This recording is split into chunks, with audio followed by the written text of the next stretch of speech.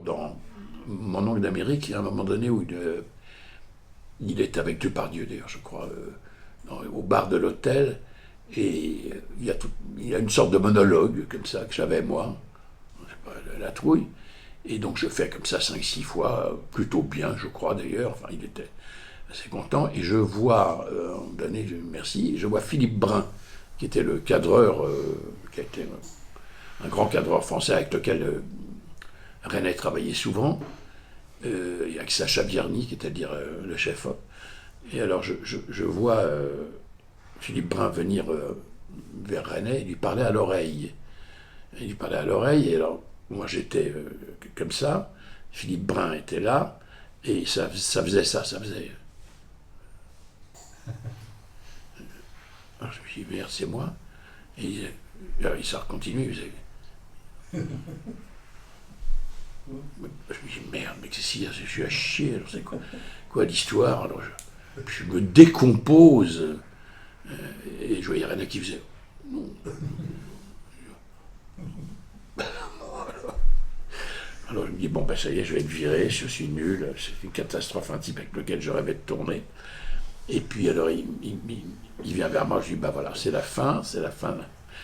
Et il me dit, écoutez, c'était vraiment très bien, j'ai trouvé ça formidable.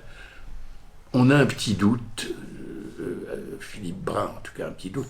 C'est-à-dire que derrière vous, il y a une lampe avec 2 branches et ça vous fait des cornes. Alors si possible, on en referait une par précaution. J'ai cru que j'allais crever. Voilà. Donc c'est resté gravé pour toujours, évidemment. Bon. D'ailleurs, il y a un film, je crois que c'est pas sur la, c'est pas sur la bouche, où je suis comme ça, et il y a là volontairement un truc qui me met des cornes. Ouais. Bon, ça, je m'en souviens très bien. On tournait L'amour à mort, par exemple, et lui, la caméra était placée au deuxième étage ou au premier étage d'une maison, une petite maison. C'était à Masmolène, c'était près d'Uzès, je me souviens. Et moi j'étais là en bas. Et voilà, Touraine est là. C'est-à-dire, je vous ai déjà raconté un peu ce qu'il avait fait sur La vie est un roman, en donnant ces 2 photocopies qu'il avait données aux acteurs pour qu'ils disent des choses. Ça motive tout le monde dans ces cas-là. Et d'un, à Masmolène, en haut, il était au premier étage, la caméra, et c'était vraiment une scène de loin, j'appelais comme ça, et il voulait me dire quelque chose.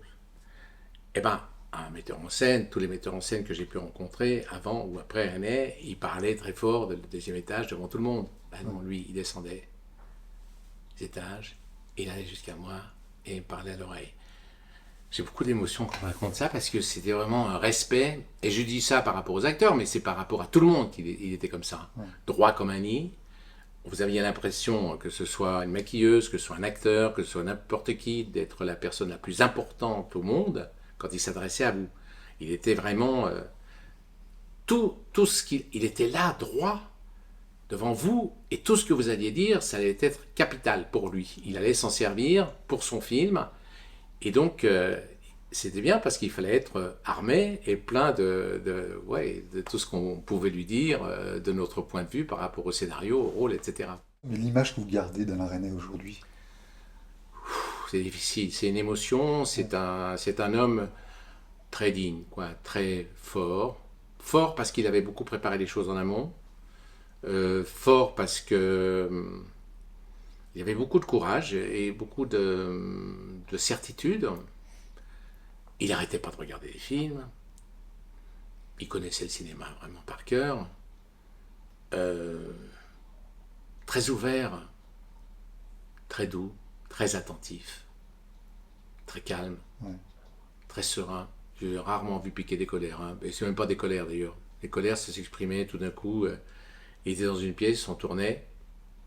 Il n'y avait pas eu un mot plus haut que l'autre. Puis tout d'un coup, une porte claquait. Et c'est lui qui était parti. Mais juste, la porte avait claqué. On sentait qu'il y avait eu un problème. Ouais. Il disait pas lequel. Et puis il revenait. Donc j'ai toujours vu un homme maître de lui-même, de ses émotions. Voilà. Sa mère lui disait, quand il a commencé à faire du cinéma, mais pourquoi tu fais pas des films comme les autres? Et René avait répondu, parce que les autres les font. Magnifique, hein? Ouais.